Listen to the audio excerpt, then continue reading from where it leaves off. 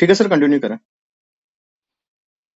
Okay. तो हम लोग यहाँ पे थे कि देखिए हमारे पास ये पॉइंट बना लेंगे कि कौन कौन सा पॉइंट हो सकता है। जैसे एनर्जी है, उसी में मिनरल रिसोर्सेज भी आ जाएंगे, फूड रिसोर्स है, बायोडाइवर्सिटी है, जैव विविधता, टूरिज्म है, पर्यटन है, पोर्ट्स ट्रेड। ये 4-5 सेक्शन है। ये हमारा पोटेंशियल है कि उसको कैसे हार्नेस किया जा सकता है, कैसे उसको अधिक से अधिक हम लोग इस्तेमाल कर सकते हैं अपना ब्लू इकोनॉमी, नीली अर्थव्यवस्था को प्रमोट करने में। तो देखिए पहले मान लीजिए आपका एनर्जी है। एनर्जी में एक तो बहुत ही हमारे पास जो सेल एनर्जी है, दो चट्टान के बीच में पाया जाता है और इसमें बहुत सेल गैस बोलते हैं इसको। ये अमेरिका में ये हाई टेक्नोलॉजी की मदद से सेल गैस को हम लोग एक्सट्रैक्ट करते हैं। और ये जनरली जो है ये CH4 मीथेन होता है, जिसको हम लोग मीथेन हाइड्रेट के नाम से भी जानते हैं।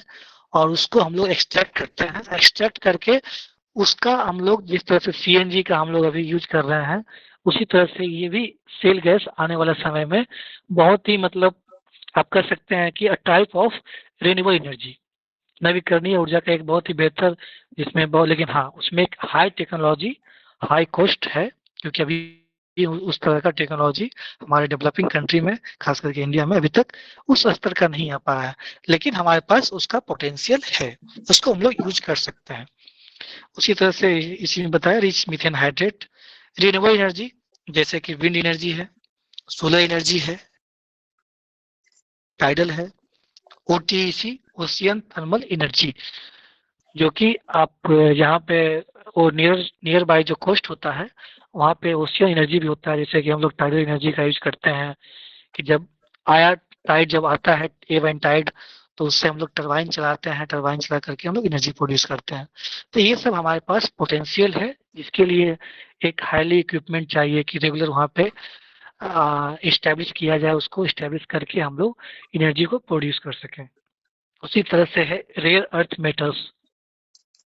इसमें भी बहुत तरह का मेटल्स अभी जो है समुद्र से एक्सट्रैक्ट किया जाता है। आप लोगों ने नाम सुना ही होगा EEZ, एक्सक्लूसिव इकोनॉमिक जोन, जिसमें कि हम लोग अपने एक्सट्रैक्ट करते हैं। तो ये बहुत जैसे निकेल से पॉलीमेटालिक नोड्यूल्स इसको बोलते हैं, एक नाम, जिसमें बहुत सारा इम्पोर्टेंट जो मिनरल्स आता आता है। हम लोग अलग अलग चीज़ों में उपयोग करते हैं, खास इलेक्ट्रॉनिक इंडस्ट्री है उसमें बहुत उपयोग होता है इसका, बैटरी है उसमें यूज होता है। तो ये रेयर अर्थ मेटल्स है जो कि बहुत ही महंगा होता है। तो इसके लिए भी ये हमारे पास पोटेंशियल है।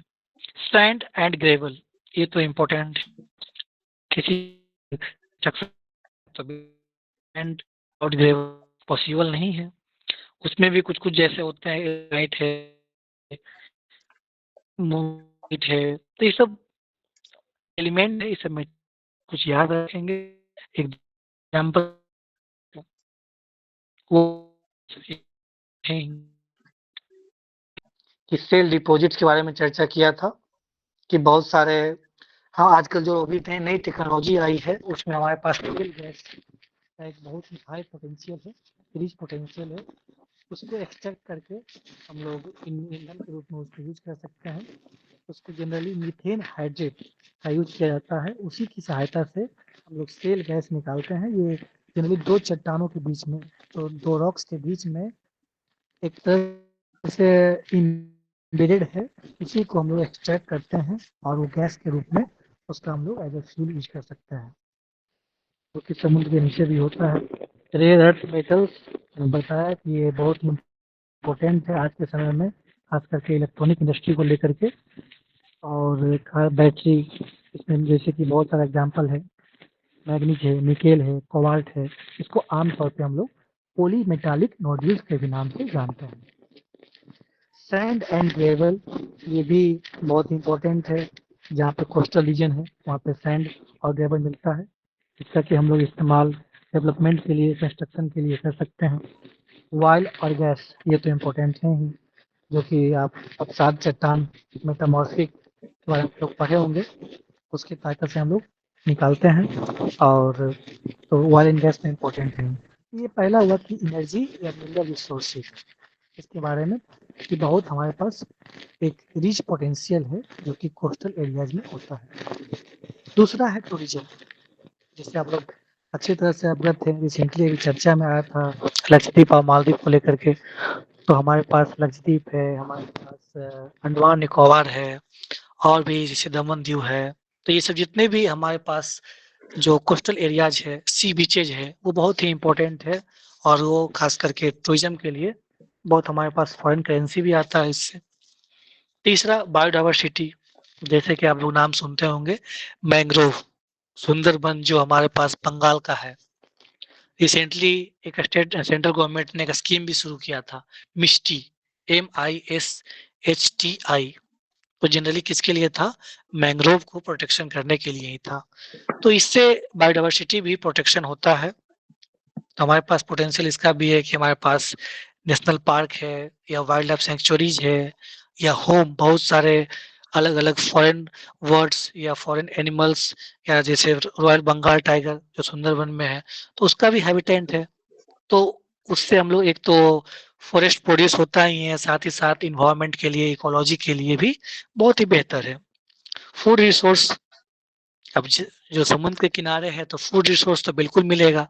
उसमें से सबसे पहला इम्पोर्टेंट फिशरीज, मछली, जो कि बहुत ही खास करके आंध्र प्रदेश, आपका इधर नीचे जाएंगे तो चेन्नई का कोस्टल तट पे सीवीड्स, बहुत सारे तरह का ऐसा ऐसा सीवीड्स होता है जिसको कि हम लोग यूज करते हैं फूड में भी, और साथ ही साथ फर्टिलाइजर में भी। और इसके अलावा इसका हम लोग टेबलेट बनाने में, मेडिसिन में भी यूज होता है। तो बहुत सारे ऐसे ऐसे चीज है जिसको आप लोग को लिख सकते हैं इसमें कि फूड सोर्सेज में क्या क्या यूज कर सकते हैं। सीवेड्स के रूप में यूज कर सकते हैं। फिशरीज एक बहुत बड़ा पोटेंशियल है। इसके अलावा फिश में एग्जांपल आप जैसे प्रॉन्स है, क्रैब्स है, तो ये सब एग्जांपल है। एक डेटा है, उसमें कहा जाता है कि इंडिया के पास लगभग 4.41 million metric ton fisheries potential है। जो हमारा कोस्टल तट है उससे लगभग इतना पर ईयर, तो याद रख सकते हैं। इसके अलावा चौथा पांचवा पॉइंट है पोर्ट्स, ट्रेड एंड शिपिंग। हमारे पास कुल 13 मेजर एयरपोर्ट्स, 13 मेजर पोर्ट्स हैं। उसमें जैसे कि आप पारादीप है, विशाखापत्तनम है, मुंबई का है, जेएन जवाहरलाल, कांडला है, इधर नीचे आएंगे तो मरमुगांव है। तूतीकोरिन है। बिल्कुल। 117 माइनर पोर्ट्स जो कि इंटर स्टेट भी है और इंटरनेशनल भी है कई जगह पे। तो ये हमारा पोटेंशियल हुआ, 4-5 पॉइंट जो हुआ ये पोटेंशियल है कि एनर्जी मिनरल रिसोर्स के रूप में भी है, टूरिज्म के रूप में भी है, बायोडाइवर्सिटी जैव विविधता के रूप में भी है, फूड रिसोर्स खाद्य संसाधन के रूप में भी है, और पोर्ट्स, ट्रेड, शिपिंग। तो ये 4-5 पॉइंट है। इसी में आप लोग जितना आपको याद, क्योंकि जैसा प्रश्न होता है उस तरह से आंसर करना होता है, तो इसको आप लोग लिख सकते हैं। इसी में क्या है, अब पूछ रहा है दूसरा सेकंड सेक्शन क्या कर रहा है कि आपको हाईलाइट करके बताना है कि हमारे पास जो नेचुरल हैजार्ड प्रिपेयर्डनेस, हम जो प्राकृतिक खतरे हमारे पास आते हैं, चाहे वो साइक्लोन है, सुनामी है, अर्थक्वेक है, उसके लिए हमने कितनी तैयारी की है, उसका क्या स्टेटस है अभी, चाहे वो सेंट्रल गवर्नमेंट हो या स्टेट गवर्नमेंट हो, कितनी तैयारी की गई है, उस पे प्रकाश डालने के लिए बताया गया है। अब जैसे उसमें देखिए क्या क्या है। एक तो लीगल फ्रेमवर्क, अब उसमें अलग अलग सेक्शन में बांटेंगे। एक हमारा लीगल क्या क्या हो सकता है, जैसे आप लोगों ने पढ़ा होगा NDMA, national disaster management act, राष्ट्रीय आपदा प्रबंधन एक्ट, कानून विधि जो कर सकते हैं। प्राधिकरण। तो NDMA एक्ट आया था, हाँ, जिसके तहत बनाया गया था 3 लेवल पे। पहला था राष्ट्र स्तर पे बनाया गया था, इसको हम लोग बोलते हैं NDMA अथॉरिटी, राष्ट्रीय नेशनल डिजास्टर मैनेजमेंट अथॉरिटी, राष्ट्रीय आपदा प्रबंधन प्राधिकरण, NDMA। उसी स्तर से बनाया गया स्टेट लेवल पे SDMA, state disaster management authority. ठीक उसी on the line DMA, district management authority, जिसका बॉस DM होता है। तो ये 3 स्तर पे बनाया गया कि किसी भी तरह का आपदा आता है तो उस आपदा को टैकल करने का जिम्मेवारी, जैसे एनडीएमए के जो हेड होते हैं वो पीएम होते हैं, एचडीएमए के हेड चीफ मिनिस्टर होते हैं, और डिस्ट्रिक्ट मैनेजमेंट अथॉरिटी के हेड जो होते हैं, डिजास्टर मैनेजमेंट अथॉरिटी, डीडीएमए, इसको बोलते हैं हम लोग DDMA, DDMA, district disaster management authority, जिसके हेड डीएम होते हैं। तो ये आप ध्यान रखेंगे कि पहला क्या, मान लीजिए क्या स्टेटस अभी है, तो एक लीगल फ्रेमवर्क है जिसके तहत ही उसी में in the context of Bihar अगर हम लोग बात करें तो उसमें एक है DRR, डिजास्टर रिस्क रिडक्शन। ये बिहार पहला स्टेट बना था। ये 2015 से 2030 तक में एक सेंडाई फ्रेमवर्क है जिसके तहत आपदा को अधिक से अधिक न्यूनीकरण करना है, कम करना है आपदा रिस्क को। तो उसके लिए बिहार पहला स्टेट बना था जो कि सेंडाई फ्रेमवर्क को फॉलो किया था, और 2015 से मतलब टारगेट लिया गया था 2030 तक जैसे इसके पास अपना एक परमानेंट एसडीआरएफ फोर्स है। ऐसा कोई स्टेट नहीं था जिसके पास अपना परमानेंट एसडीआरएफ फोर्स था। एसडीआरएफ का मतलब होता है स्टेट डिजास्टर रिस्पॉन्स फोर्स, मतलब एक अपना परमानेंट। ऐसे फिलहाल क्या करता है स्टेट, जो हमारे पास पुलिस होती है उसी से यूज कर लेता है, लेकिन इसके पास एक अपना परमानेंट रखा कि नहीं। उसी के तर्ज में अभी जिला में आपदा मित्र होते हैं। किसी भी तरह का अगर घटना घटती है स्थानीय स्तर पे तो आपदा मित्र असिस्टेंस करते हैं, और वो जिला स्तर से जिलाधिकारी द्वारा नियुक्ति होती है। तो इस तरह का प्रोविजन बनाया गया है कि किसी भी तरह का डिजास्टर आए तो उसको हम लोग टैकल कर सकें। तो ये हमारा लीगल फ्रेमवर्क हुआ। दूसरा टेक्नोलॉजिकल, हम लोग टेक्नोलॉजी के स्तर पे क्या किए हैं, एक रहता है अर्ली वार्निंग सिस्टम, उसमें सैटेलाइट कम्युनिकेशन। कुछ बोलना चाह रहे रुपेश सर? ये सर वही बोलना चाह रहे थे कि ये जो आपदा वाला है उसमें आप देखेंगे कि जब बाढ़ वगैरह आती है तो वो लाल ड्रेस पहन पहन के आपके गांव शहर में वो घूमते रहता है। उसको बिल्कुल सरकार बिल्कुल ट्रेनिंग देती है, वही एसडीआरएफ है आपके। बिल्कुल, उसका एक आइडेंटिफिकेशन वही है, उनका ड्रेस रेड होता है। और आपदा मित्र स्थानीय स्तर पे होता है। तो टेक्नोलॉजिकल स्तर पे हम लोग जा रहे हैं, तो ये अर्ली वार्निंग सिस्टम जिसमें सैटेलाइट की मदद से हम लोग पहले से ही फोरकास्ट करते हैं, पूर्वानुमान लगाते हैं कि किस मतलब कितने देर में सुनामी आ जाएगा, कितने देर में साइक्लोन आने वाला है। जैसा कि उड़ीसा में आता है, इधर नीचे आप चेन्नई में है, या अरबियन सी में आता है, तो हम लोग प्रयास करते हैं कि फोरकास्ट करें और कम से कम क्षति हो उसको मिटिगेट किया जा सके, उसको कम किया जा सके, इसका प्रयास होता है। उसी लिए हम लोगों ने जैसे कि साइक्लोन साइक्लोन को एक आईएमडी संस्था है, इंडियन मेट्रोलॉजिकल डिपार्टमेंट, ये आईएमडी डेवलप की है। साइक्लोन का जो भी फोरकास्टिंग होगा, अर्ली वार्निंग सिस्टम होगा। आजकल तो रिसेंटली मैसेज से ही, मतलब मोबाइल फोन पे मैसेज से चला जाता है कि आपके क्षेत्र में अगले 2-3 दिनों में बारिश होने का संभावना है, हाई अलर्ट। जहाँ कोस्टल एरियाज है वहाँ पे चक्रवात आने वाला, एक तरह से मैसेज दिया जाता है। सुनामी का जो अर्ली वार्निंग सिस्टम है, एक संस्था है INCOIS, ये सब आप ध्यान रखेंगे। ये आपको हमेशा ये, अभी मैं प्रश्न का चर्चा कर रहा हूँ, ऐसा नहीं है जैसे आपका डिजास्टर में जब भी प्रश्न आएगा या साइंस एंड टेक में आएगा तो इस सब संस्था का आप नाम लिखते हैं, मेंशन करते हैं, तो एक मतलब एक अलग आंसर होता है। Indian national centre for ocean information service. तो सुनामी जो देखती है उस संस्था का नाम है। जिस तरह का सुनामी में कुछ भी आएगा उसको कैसे फोरकास्ट करना है, पता करना है, कितना किस रेट का आ रहा है, कितना हाई है, कितनी हाइट है, बहुत तरह की चीज है, उस पे वर्क करती है INCOIS। और वही अर्ली वार्निंग सिस्टम बनाई है, फोरकास्टिंग करती है स्लाइड की मदद से। इसके अलावा है स्टॉर्म, उसको भी यही देखती है।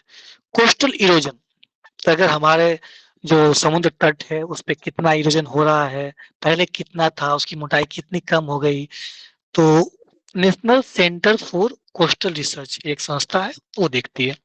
ये 3-4 मैंने चर्चा किया, cyclone, tsunami, storm, coastal erosion.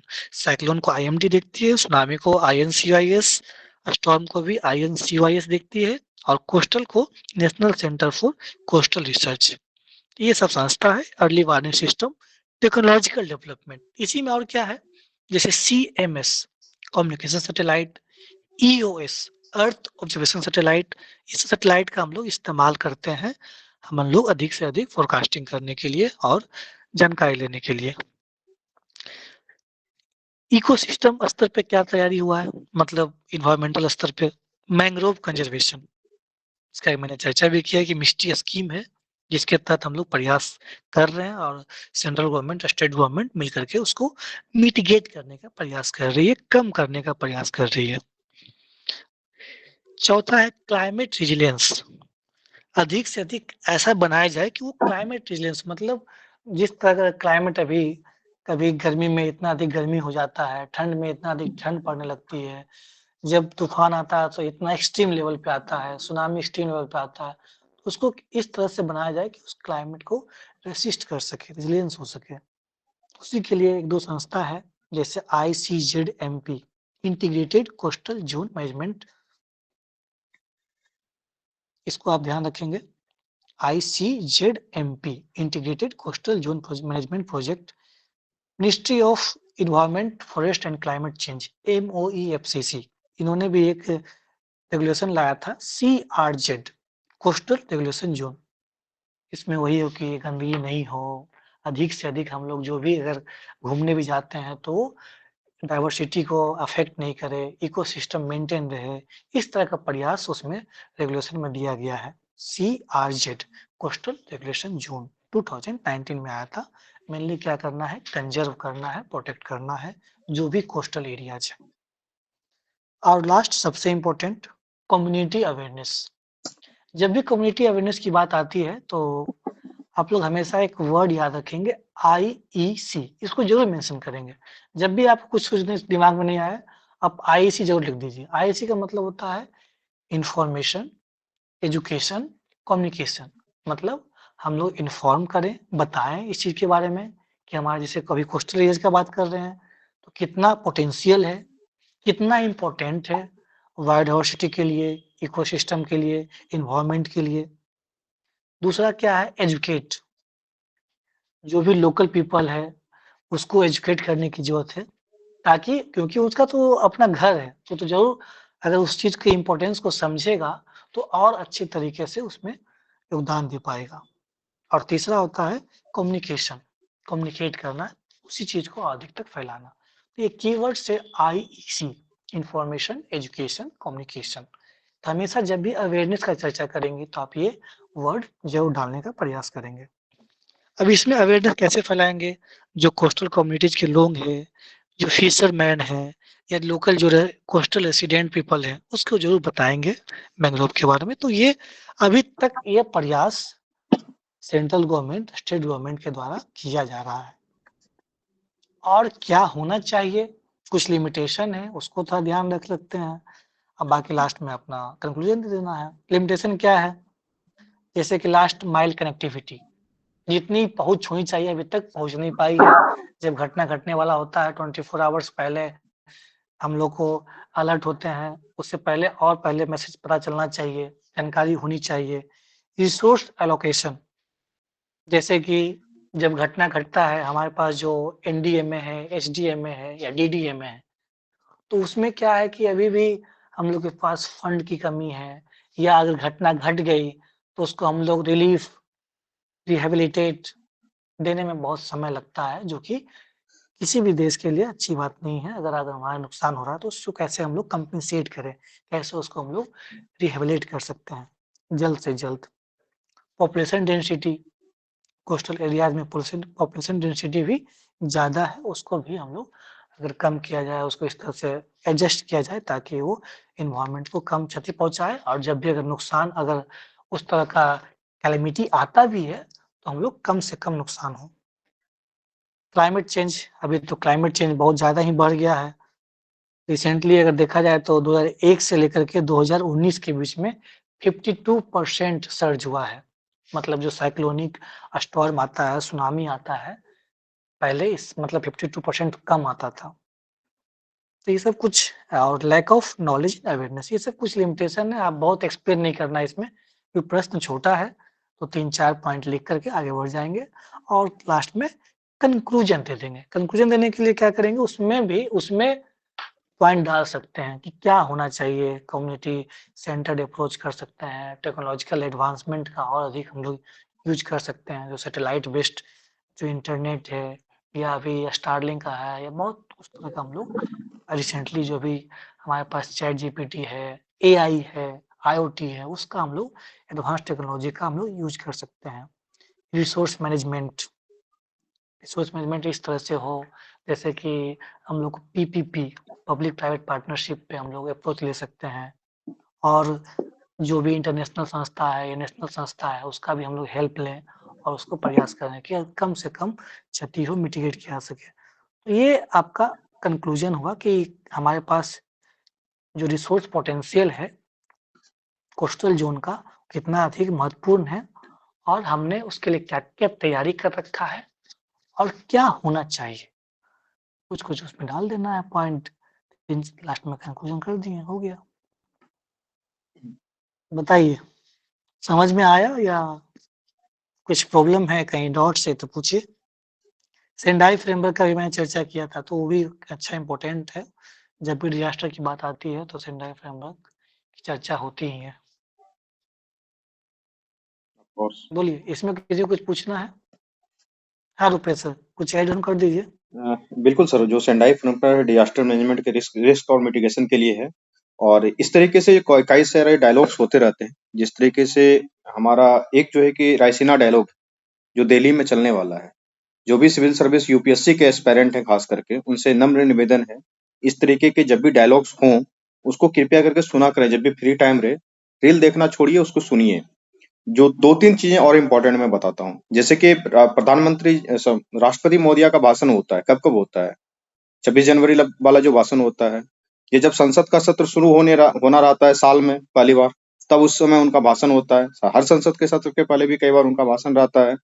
तो उन लोगों का जो ये इम्पोर्टेंट भाषण होता है, ये जो राज्यपाल महोदय का भी भाषण हुआ है बिहार के लेजिस्लेटिव असेंबली में, उनके भाषण को सुनेंगे जब आप ना, या इस तरीके के फ्रेमवर्क को जब आप देखेंगे, पढ़ेंगे, तो ये सिविल सर्विसेज का प्रिपरेशन काफी आसान लगेगा, और सरकारी डाटा जो रहता है वो आपके दिमाग में जाएगा। दूसरी बात, जितने भी ये प्राइवेट करंट अफेयर वाले हैं, चाहे कोई भी कितना ही बड़ा इंस्टीट्यूट हो, कितना ही बड़ा मैगजीन हो, आप एग्जाम के दिन में देख लीजिएगा, उससे फंसता नहीं है क्वेश्चन। उनको पेज भरना है, कुछ भी लिखना है, वो लिखते रहते हैं। ये घोर सच्चाई है। ये सब सच्चाई यूट्यूब पे भी नहीं दिखने वाला है। सरकार का एग्जाम देने जा रहे हैं, सरकारी रिसोर्स को ही पढ़िए। आपका एग्जाम खेल लगेगा, एग्जाम आपको नहीं लगेगा। सर अगला क्वेश्चन की ओर बढ़ें। और एक चीज कहना चाहेंगे कि इसके जस्ट बाद हम लोग कुछ क्वेश्चन जो है कि ऑब्जेक्टिव फॉर्म में डिस्कस करेंगे, तो लास्ट में बने रहेंगे। हिस्ट्री का कुछ क्वेश्चन लेंगे, कल भी कुछ डिस्कस किए थे हम लोग, तो काफी अच्छा रिस्पॉन्स रहा था बच्चों का। ठीक है, आगे हम बढ़ते लोग नेक्स्ट प्रश्न पे आते हैं। हैं। ओके। नेक्स्ट प्रश्न है, आइडेंटिफाई